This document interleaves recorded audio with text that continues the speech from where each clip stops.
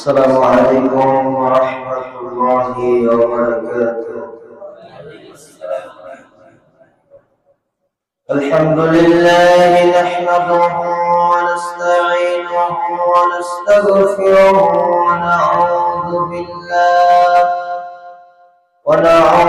بالله من شرور أنفسنا ومن سيئات أعمالنا. من يهده الله فلا مضل له ومن يضلله فلا هادي له. ونشهد أن لا إله إلا الله وحده لا شريك له. ونشهد أن سيدنا نبينا وشفيعنا وحبيبنا وحبيب طبيبنا ومولانا محمدا عبده ورسوله الذي أرسله بالحق بشيرا ونذيرا وداعيا إلى الله بإذنه وسراجا منيرا.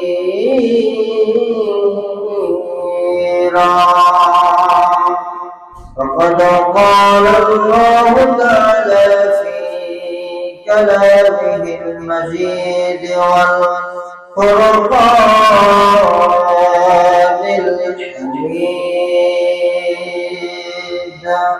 أعوذ بالله من الشيطان الرجيم. بسم الله الرحمن الرحيم.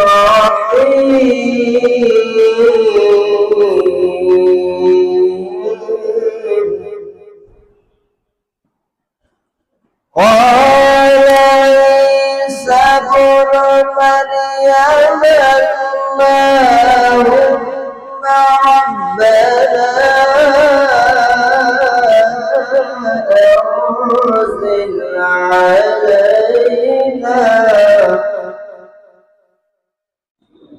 ربنا أنزل علينا مائدة من السماء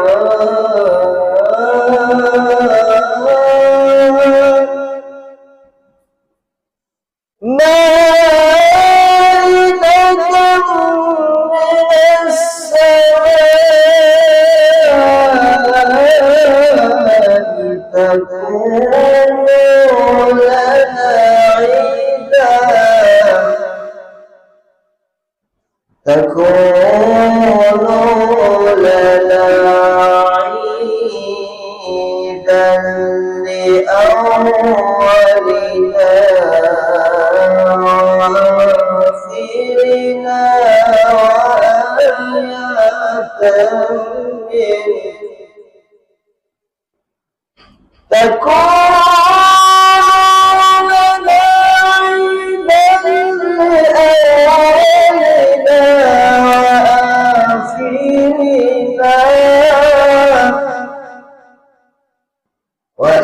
وآخرنا وآية منك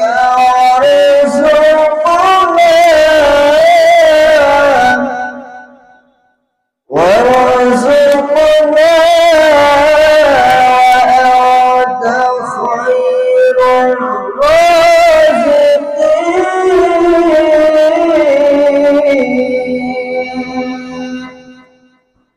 وأنت خير الرازقين.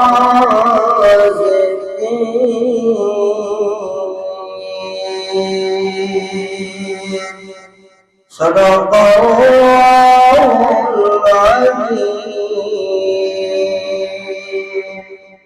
فقد قال الله تعالى في شان حبيبه ومحبوبه مخبرا وآمرا إن الله وملائكته يصلون على النبي يا أيها الذين آمنوا صلوا عليه وسلموا تسليما اللهم صل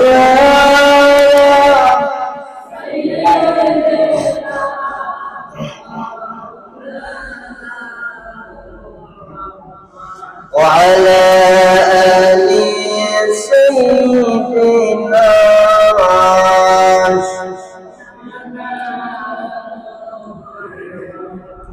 जन्म अमर नबी जुगे और के मन हतो जन्म अमर नबी जुगे और के मन हतो रसूल पाक देखने के मोहतो रसूल पाक देखने के मोहतो जन्म अमर नबी जोगे और के मोहतो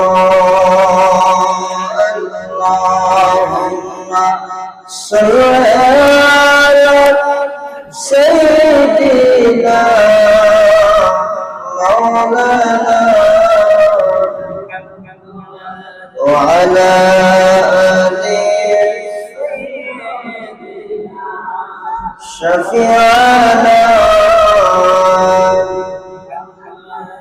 قوة عشق हर गुस्ताखो कर दे दहर में इसमें मुहम्मद से उजाला कर दे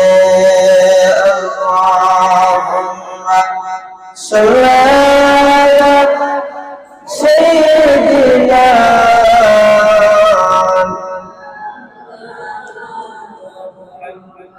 وعلى آل سيدنا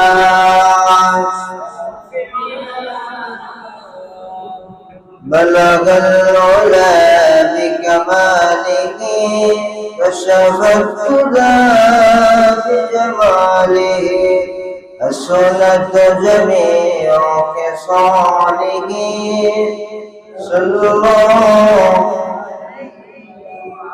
अरबेर पर मक्कार रुके जिथा मिनार हो खुदार करुणा कौसर होए झरसे बारंबार बलगल उला बिकमालिही كشف الهدى بجماله السنة جميع خصاله صلوا الله পাকের দরবারে কালিমাত শুকর আদায় করছি সুবহান আল্লাহ তাবারক ওয়া তাআলা আমাদেরকে আজকে জুমার দিনে অসংখ্য অগণিত মানুষের মধ্য থেকে বাছাই করে ভালোবেসে আল্লাহ রাব্বুল আলামিন মাহে রবিউল আউয়ালে প্রথম জুমার দিনে অসংখ্য অগণিত মানুষের মধ্য থেকে বাছাই করে দুনিয়ার সমস্ত কর্মব্যস্ততা ঝামেলা থেকে মুক্ত হয়ে আল্লাহ পাকের সন্তুষ্টি হাসিলের জন্য জুমার নামাজ আদায়ের জন্য পৃথিবীর মধ্যে সর্বশ্রেষ্ঠ স্থান মসজিদে হাজির হওয়ার তৌফিক দান করেছেন। জবান খুলে সে রব্বুল আলামিনের দরবারে শুকরিয়া আদায় করছি, বলুন আলহামদুলিল্লাহ। লক্ষ কোটি দরুদ ও সালাম আয়ে নামদার তাজদার মদিনা শাহনশাহে মদিনা নূরে মদিনা যে নবীকে সৃষ্টি না করে আল্লাহ রাব্বুল আলামিন কুল কায়নাতের কোনো কিছু সৃষ্টি করতেন না, সেই নবীদের উপর অগণিত দরুদ ও সালামের হাদিয়া বর্ষিত হোক। সকলে বলুন সাল্লাল্লাহু আলাইহি ওয়াসাল্লাম। আপনারা সবাই কেমন আছেন? সবাইকে মাহে রবিউল আউয়ালে শুভেচ্ছা স্বাগতম জানিয়ে শুরু করছি আজকের আলোচনা। আল্লাহ রাব্বুল আলামিন এই পৃথিবীতে তার হাবিবকে এই মাসে পাঠিয়েছিলেন সারা বিশ্বের জন্য রহমত স্বরূপ করে। ওয়া মা আরসালনাকা ইল্লা রাহমাতাল লিল আলামিন। সুবহানাল্লাহ। সেই মাস নবীজির বিলাদতের মাস, ঈদে মিলাদুন নবীর মাস। অনেকে আছে ঈদে মিলাদুন নবীর কথা বলতে তাদের সহ্য হয় না, তাদের খারাপ লাগে। ঈদে মিলাদুন নবীর কথা বললে তাদের গায়ে জ্বালা পড়া শুরু হয়ে যায়। আবার বলে ঈদে মিলাদুন নবী বিদআত। বিদআত তো অনেক কিছু আছে, শুধু ঈদে মিলাদুন নবী দেখলেন বিদআত। ঈদে মিলাদুন নবী চোখে পড়লো বিদআত, আর কিছু পড়ে না। হলো নবীজির জামানায় অনেক কিছু ছিল না, সেগুলো এখন হচ্ছে। সবগুলোকে পাইকারি দরে বেদাত করার সুযোগ পাই। যেমন নবীজির জামানায় খতমে বুখারী অনুষ্ঠান ছিল না। কি বলেন, ছিল? এখন খতমে বুখারী অনুষ্ঠান করা হয়, বুখারী খতম দেওয়া হয় দেশের বিভিন্ন নামকরা মাদ্রাসাগুলোতে। তাহলে এখানে আলেম ওলামা, বিজ্ঞ মুফতি মুহাদ্দিসিনে কিরাম সেখানে উপস্থিত হয়ে থাকে। তাহলে তারা কি বিদআত কাজ করছেন? তাহলে নবীর জামানা তো ছিল না, এটা বাদ দিতে হবে। মাদ্রাসা মসজিদে ইমামতি করে যারা বলছেন বিদআত, তাদেরকে বলতে চায় মসজিদে ইমামতি করে, তাহলে তাদের বিদআত হবে। কথা বলে ঠিক কি না? নবীজির জামানায় নবীজি কি টাকা নিয়ে ইমামতি করেছিলেন? তাহলে এটা বিদআত বলেন না কেন? কেন এই জায়গায় নিজের স্বার্থে আঘাত লাগবে। কথা বলে ঠিক কি না? নিজের স্বার্থে আঘাত লাগবে। হযরত বিলাল রাদিয়াল্লাহু তাআলা আযান আছে আল্লাহ পাকের আরশের মহল্লায় পৌঁছে না, যে আযান না হওয়া পর্যন্ত ফজরের আপনার সুবহে সাদিক হয় না। বিলাল রাদিয়াল্লাহু তাআলা যতক্ষণ পর্যন্ত আযান না দিয়েছে। কেমন মসজিদ ছিলেন? যারা আজকে বিদআত করছেন তাদেরকে কান পেতে শুনে রাখতে হবে। যারা মাদ্রাসায় পড়াচ্ছেন, শিক্ষকরা করছেন, মাদ্রাসার মুফতি মুহাদ্দিস কোরআন হাদিস শিখাচ্ছেন ছাত্রদেরকে, নবীজি তো তার সাহাবায়ে কিরামদেরকে তালিম দিয়েছেন টাকা পয়সা নিয়ে। কথা বলেন, টাকা পয়সা নিয়ে তার ছাত্রদেরকে শিখাচ্ছেন টাকা পয়সা নিয়ে। বেতন না দিলে, এক মাস বেতন না দিলে আপনার চোখের দিকে তাকানো যাবে না। কথা বলেন ঠিক কি না? শুধু তাই নয়, এরকম অসংখ্য কাজ যেগুলো নবীজির সময় ছিল না, তবে কি এগুলো বিদআত হয়ে যাবে? সবগুলো পাইকারি দরে বিদআত করা হচ্ছে। বিদআত, এটা বিদআত, এটা বিদআত, এটা জায়েজ নেই, এটা না জায়েজ, এটা করা যাবে না। এগুলো সব পাইকারি দরে বিদআত করে দেওয়া হচ্ছে। অথচ নিজের শরীরের দিকে তাকালে দেখা যাবে পুরো মাথা থেকে পা পর্যন্ত বিদআতে ছয়লা। সেদিকে খোঁজ নাই, অন্যদিকে আঙ্গুল দেখাচ্ছে। একটি আঙ্গুল যদি অন্যদিকে থাকে আর বাকি আঙ্গুলগুলো কিন্তু আমার নিজের দিকে, তাহলে নিজের দিকে বিদআত, অন্যদিকে এক আঙ্গুল দিয়ে বিদআত দেখাচ্ছে না, নিজের দিকে চারটা আঙ্গুল আছে, তার মানে কি নিজের দিকে বিদআত বেশি আছে। কথা বলা ঠিক কি না? এজন্য যারা ওয়াজ মাহফিল করছে, ওয়াজ মাহফিলের টাকা চুক্তি করে 50,000 1,00,000 টাকা 1 ঘন্টা ওয়াজ করে দিতে হবে। কোন হাদিসের পৃষ্ঠায় কোন পাতায় আছে বলেন তো একটু? কেউ দেখাতে পারবে এগুলো? তাহলে এগুলো কি বিদআত নয়? নবীজি কোন ওয়াজ মাহফিলের চুক্তি করে এরকম গেছেন কোথাও? কোন সাহাবায়ে কেরাম, নবীজির একান্তর সাহাবায়ে কেরাম দেশে চলে গিয়েছেন নবীজি সেই ইসলাম প্রচার করার জন্য, নবীজি তার ভাইটা ইসলামের দাওয়াতকে সাহাবায়ে কেরামরা গেছেন। আগে তো বাবা এরকম খাবারের লিস্ট পাঠায় নাই যে আমি আজকে আপনার এলাকায় ওয়াজ করতে যাব, আমার জন্য এই খাবারগুলো আজকে তৈরি করে। কি বলেন, বক্তারা দেয় কিনা এগুলো? ভাইরাল বক্তা এগুলো দেয় কিনা? যারা এইগুলো বলছে যে বিদআত, তারাও আসলে বিদআতের মধ্যে আছে। কথা বলেন ঠিক কিনা? এজন্য সবগুলো পাইকারি দরে বিদআত করার সুযোগ নাই। ঈদে মিলাদুন নবীর প্রমাণ, ঈদ আসলে কয়টি এটা আমাদেরকে জানতে হবে।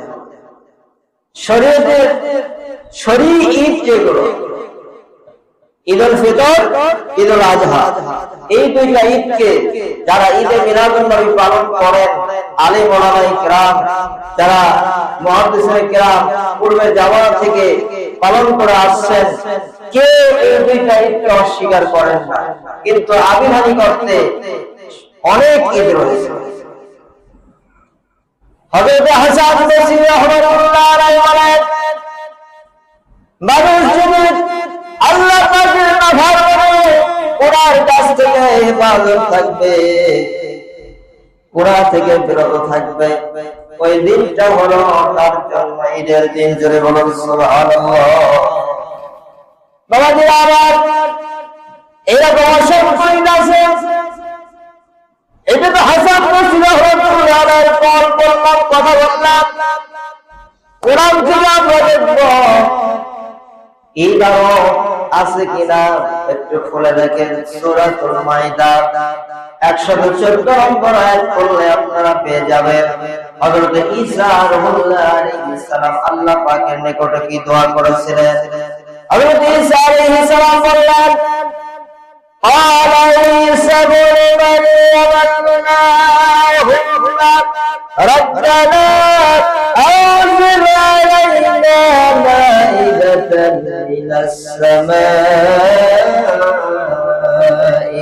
تكون لنا عيدا।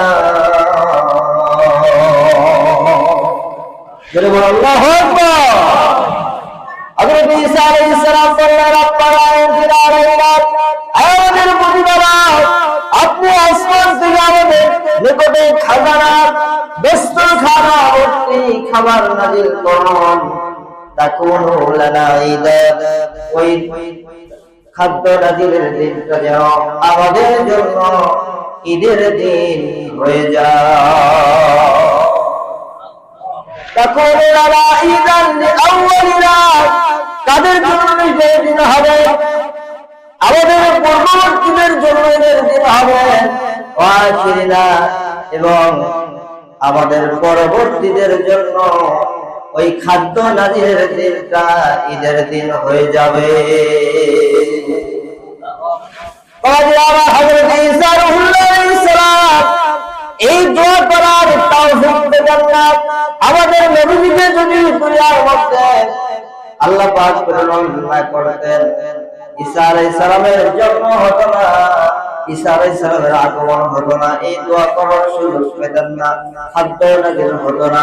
তাহলে ঈসা আলাইহিস সালামের ওই খাদ্য নাযিলের দিনটা যদি ঈদের হয়, তাহলে আবার আপনার নবী আগমনের দিন, মিলাদের দিন কেন, ঈদের দিন, খুশির দিন কেন হবে না?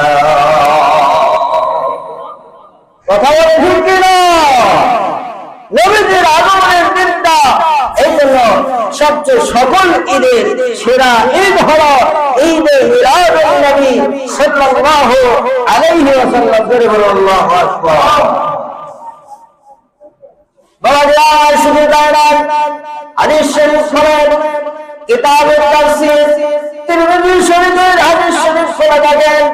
হাদিস থেকে জানেন বাবাজিরা আমার, হযরত আব্দুল্লাহ ইবনে আব্বাস রাদিয়াল্লাহু তাআলা হাদিস বর্ণনা করেছেন, আর ইবনে আব্বাস আল্লাহু ক্বালা আল-ইয়াওমা আকমালতু লাকুম দীনাকুম ওয়া আতমামতু আলাইকুম নি'মাতি ওয়া রাদিতু লাকুমুল ইসলাম দীনান।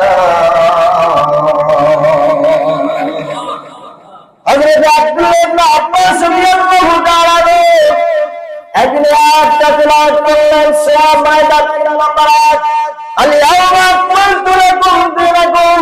আল্লাহ পাক বলেন, আমি আজকে তোমাদের জন্য আমার দিনকে পরিপূর্ণ করে দিলাম, ওয়া আকমালতু আলাইকুম নি'মাতি, আমার যত নিয়ামত আছে সব নিয়ামত আমি আজকে পরিপূর্ণ করে দিলাম, ওয়া রাদিতু লাকুমুল ইসলাম দীনান, এবং ইসলামকে তোমাদের জন্য জীবন ব্যবস্থা দিয়ে আমি আল্লাহ তোমাদের প্রতি রাজি খুশি সন্তুষ্ট হয়ে গেলাম। এই আয়াত যখন তেলাওয়াত করলেন, তার মধ্যে ইহুদি কথা ছিল, সে বলছে, সে বলতেছিল, আব্দুল্লাহ ইবনে আব্বাস রাদিয়াল্লাহু তাআলা সে বলতেছিল, কি বললেন, লা উনজিলাত আলাইনা হাযিহি লাত্তাখাযনা ইয়ামাহা ঈদা। হে আব্দুল্লাহ ইবনে আব্বাস, যদি এই আয়াতটা আমাদের ইহুদি ধর্মের মধ্যে নাযিল হতো, তাহলে আমরা ওই দিনটাকে আমরা ঈদের দিন হিসেবে গ্রহণ করতাম। সুবহানাল্লাহ। পরে ইবনে আব্বাস হযরত ইবনে আব্বাস বললেন, ফাইন্নাহা ইয়াউমুহা ফি ইয়াউমিন। আল্লাহু আকবার। হযরত আব্দুল্লাহ ইবনে আব্বাস রাদিয়াল্লাহু তাআলা বললেন, হে ইহুদি, তুমি বলছো এই দিন তোমরা ঈদের দিন হিসেবে গ্রহণ করতে, আমি আব্দুল্লাহ ইবনে আব্বাস বলছি ওই দিন একটা ঈদের দিন নয়, এই আয়াতটা যে দিন নাযিল হয় ওই দিনটা ছিল দুইটা ঈদের দিন। ইয়াউমে জুমা, ওই দিনটা ছিল জুমার দিন, ইয়াউমে আরাফা, এবং ওই দিনটা ছিল আরাফার দিন। জুমার দিন এবং আরাফার দিন একদিন হওয়াতে ওই দিনে আল্লাহ রাব্বুল আলামিন দুইটা ঈদের দিন করে দিয়েছিলেন। দুইটা ঈদের দিন আল্লাহ রাব্বুল আলামিন করে দিয়েছিলেন। ইয়াউমে জুমা, জুমার দিন হচ্ছে একটা ঈদের দিন, এবং ওই দিন আরাফার দিন ছিল, আরাফার দিন একটা ঈদের দিন। দুইটা ঈদ হয়েছে একই দিন। যদি বলুন সুবহানাল্লাহ। এটা কোনো কারো মুখের কথা নয়, হাদিস শরীফের কথা। হাদিস শরীফ হলেন, হাদিস শরীফের মধ্যে রাওয়াহু তিরমিজি ফি কিতাবিত তাফসীর, তিরমিজি শরীফের কিতাবুত তাফসীরের মধ্যে হাদিসটা পাবেন। এখন বলেন জুমার দিন হচ্ছে ঈদের দিন, আজকে জুমার দিন।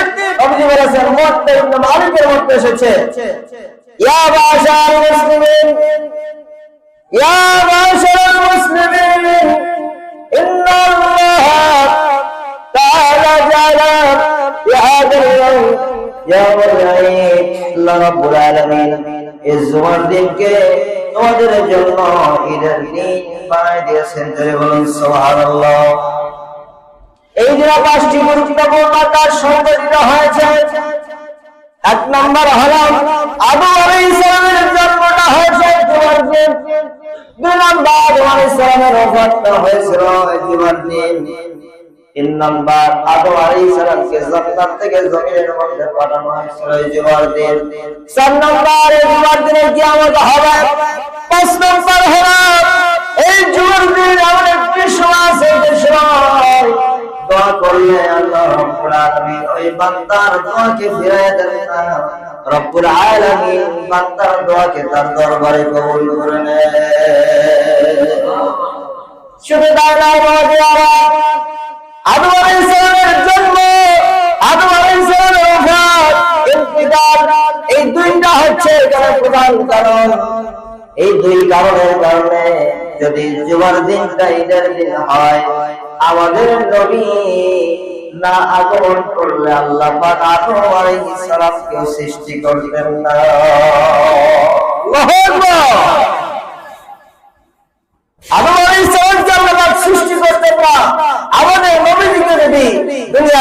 বানাতেন না।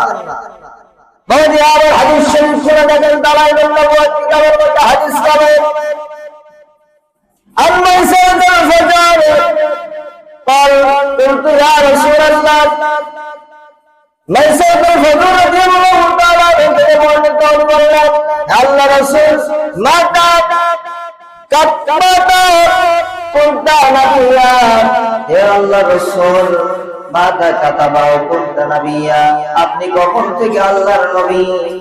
নবীজি এইবার জবাব দিচ্ছেন সালা ওয়া আদামু বাইনার রূহি ওয়াল জাসাদ আদম আলাইহিস সালাম যখন রূহ এবং দেহের মধ্যে আত্মা এবং দেহের মধ্যে শরীরের মধ্যে ছিল তখনও আমি নবী আল্লাহর দরবারে নবী।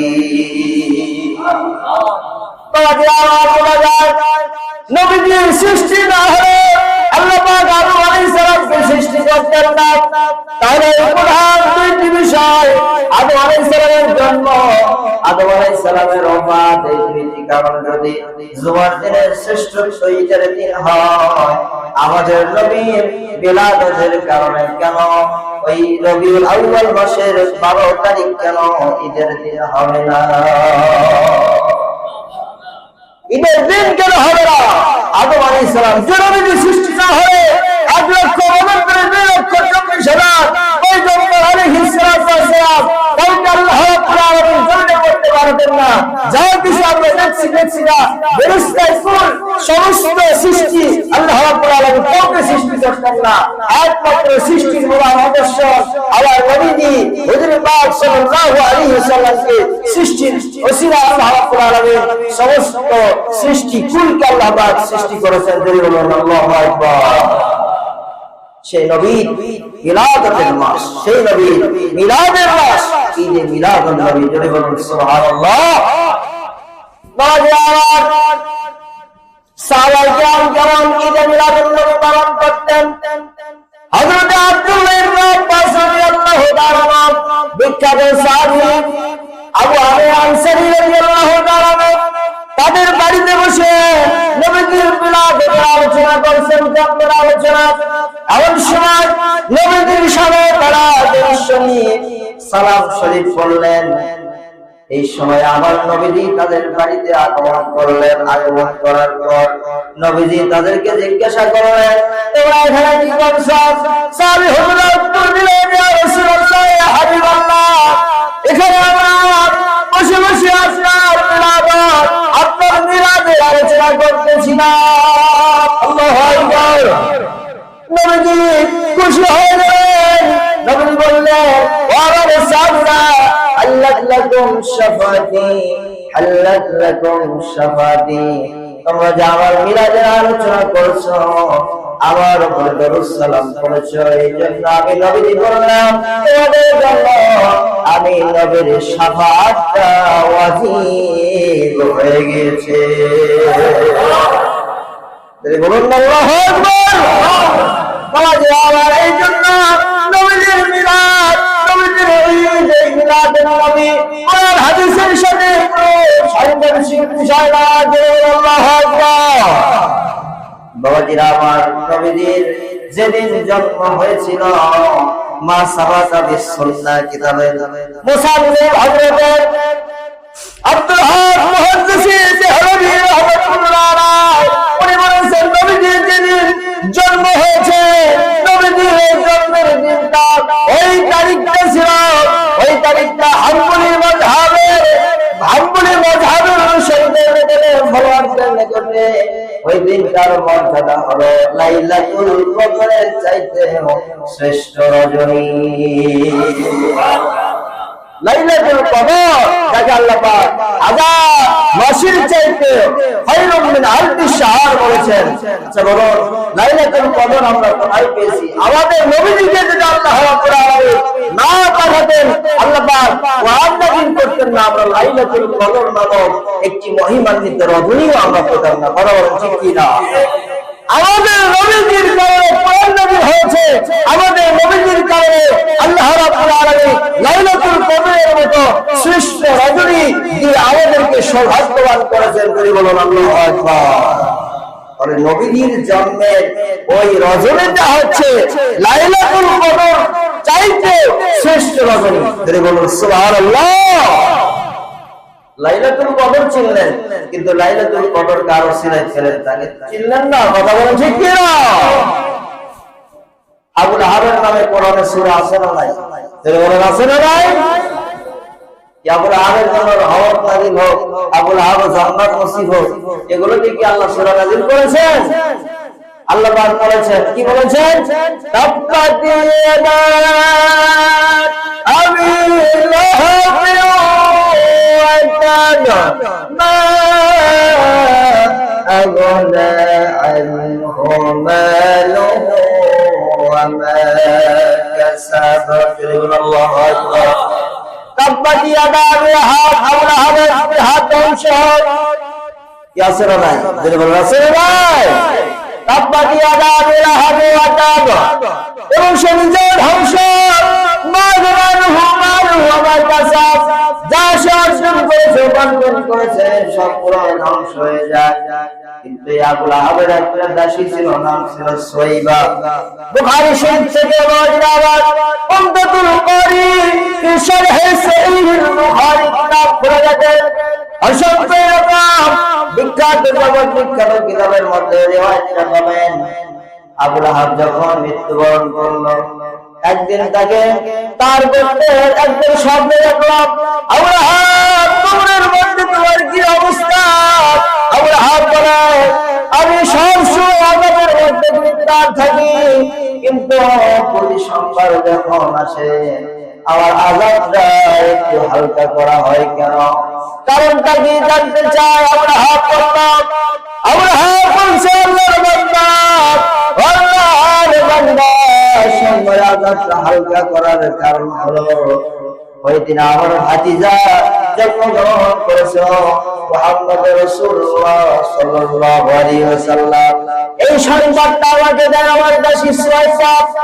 সুয়াইবাকে আমি এই সংবাদের কারণে আমি এখন টান দিতে বলেছিলাম যে সুয়াইবা, আজ থেকে তুমি দাসীর এই কাজ থেকে, দাসিত্ব থেকে মুক্ত হয়ে গেলে। যদি বলুন সুবহানাল্লাহ। আল্লাহ রাব্বুল আলামিন এটা খুশি হয়েছেন। এজন্য প্রতি সোমবার যখন আসে, প্রত্যেক ইয়াউমুল ইসনাইন সোমবারের দিন আমার এই দুইটা আঙ্গুল দ্বারা জাহান্নামের মধ্যে আল্লাহ পাক আমাকে প্রশান্তির শরাবান তহুরা জান্নাতি নহরের পানি আমাকে পান করা।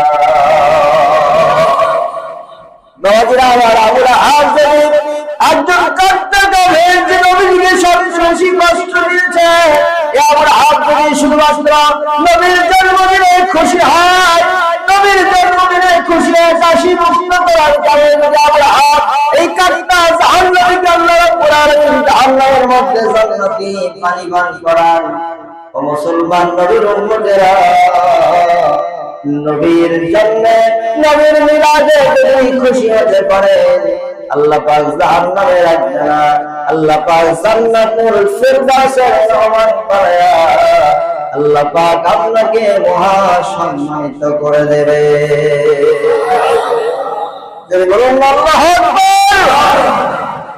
সেই নবীজির মিলাদের মাস ঈদে মিলাদুন নবী সাল্লাল্লাহু আলাইহি ওয়াসাল্লাম যেভাবে প্রতি বছর এই মসজিদে উদযাপন হয়ে থাকে, এইবারও আগামী মঙ্গলবার দিবাগত রাত অনুষ্ঠিত হবে ইনশাআল্লাহ। আপনাদের সকলের দাওয়াত, যারা আশেপাশে আছেন সবাইকে দাওয়াত দেবেন। আগামী মঙ্গলবার দিবাগত রাতে ঈদে মিলাদুন নবী সাল্লাল্লাহু আলাইহি ওয়াসাল্লাম আতিমুশ শাহ মাহফিল, মিলাদ মাহফিল, ওয়াজ মাহফিল, নবীজির মিলাদ এবং সিরাতের উপরে আলোচনা হবে। আপনারা সবাইকে দাওয়াত, সবাই আসবেন। নবীজির মহব্বত, নবীজির শাফাআত যেন আল্লাহ রাব্বুল আলামিন কিয়ামতের ময়দানে নসিব করে। সকলে বলুন আমিন। যারা সুন্নাত পড়েন নাই সাদাকাত কবরের মাসুদ নসরানী। আসসালামু আলাইকুম ওয়া রাহমাতুল্লাহি ওয়া বারাকাতুহু।